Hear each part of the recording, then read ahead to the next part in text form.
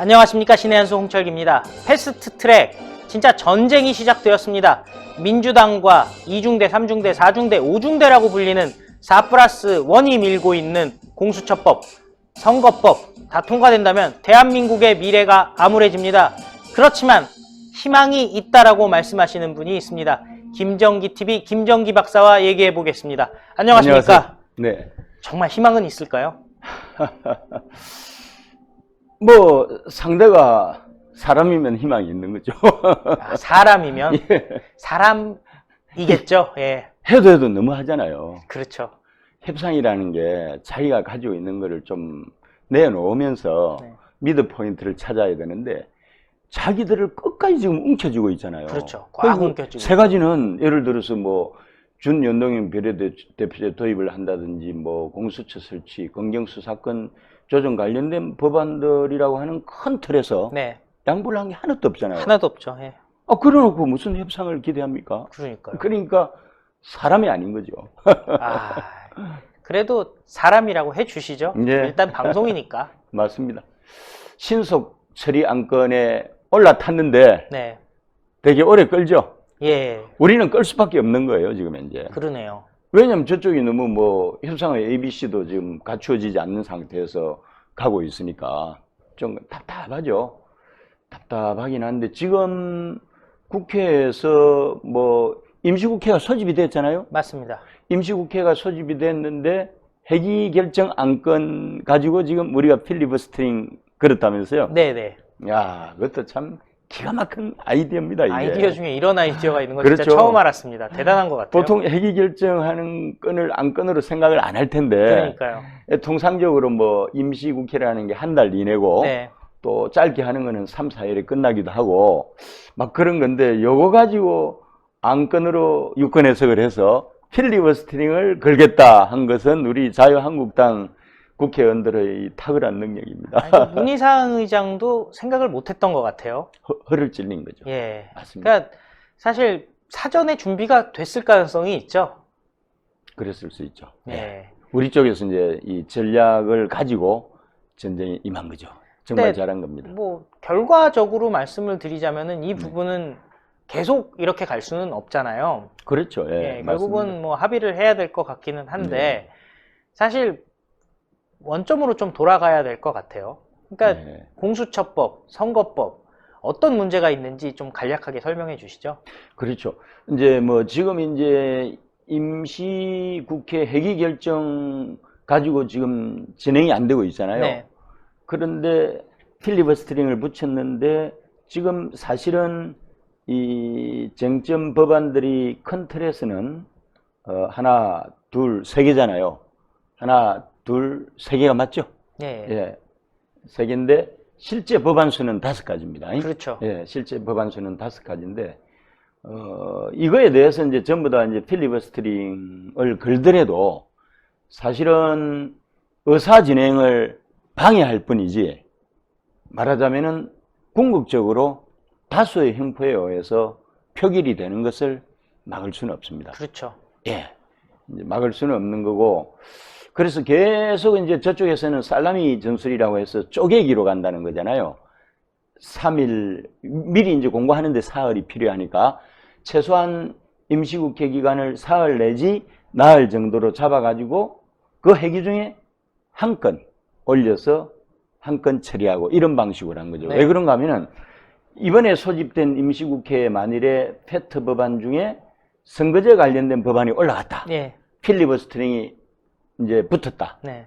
그리 되면 임시국회가 만일에 사나흘로 쪼개지면은 이 클로츠라고 해서 종결이 되잖아요. 네. 그러면은 필리버스터링도 끝나는 거예요. 그러니까요.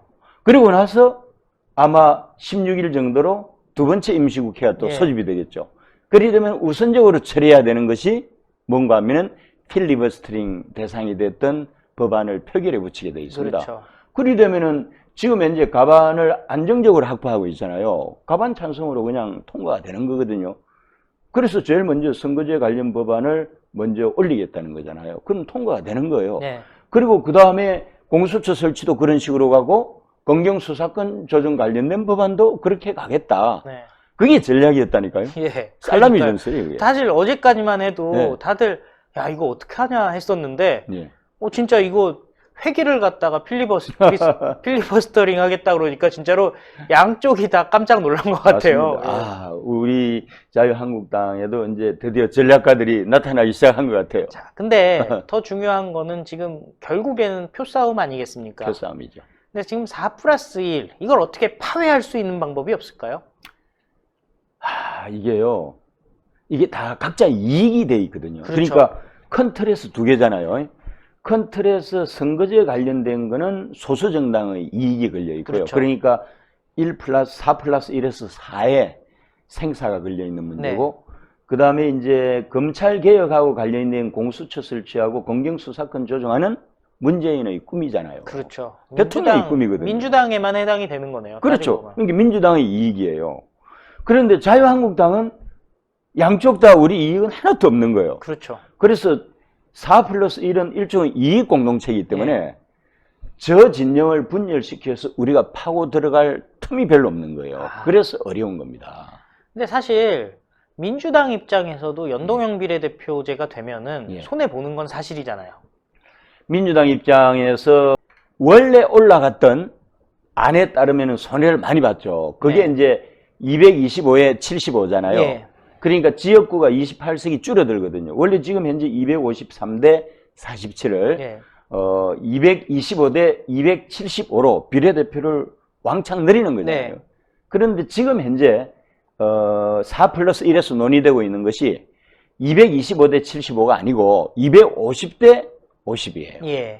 250대 50이니까 지역구 의석이 거의 비슷하죠. 3석밖에는 안 주네요. 그 정도는 보통 이 선거구 획정할 때도 있는 일이거든요. 그러니까 지역구라고 하는 것이 가장 민감하잖아요.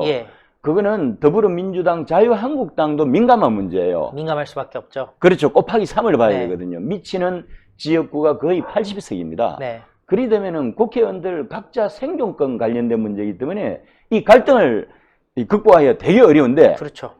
일단 기본적으로 250대 50은 모든 정당들이 아마 이 합의를 이제 한 것 같아요.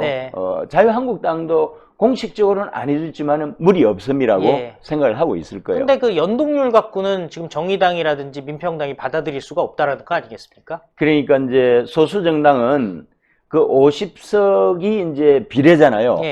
그거에 대해서 이제 50% 연동률을 적용을 해달라는 거예요. 50% 연동률을 적용한다는 것은 단순히 50석의 50%가 아니고 셈법으로 보면 한 65% 정도를 가져가는 거예요. 실제로. 셈법이 좀 복잡합니다.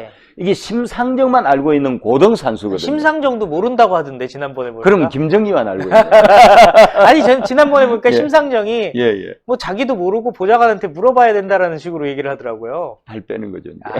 그런데 심상정은 이 전쟁을 아주 치밀하게 준비를 해왔을 거라고 생각하고요. 그래서 자기만 알 수 있는 고등산수로 지금 유권자들과 이 정치인들을 현혹시키고 있는 거죠. 그런 식인데 실제로 50% 연동률 적용한다니까 50석 중에 25석을 나누는 것 같잖아요.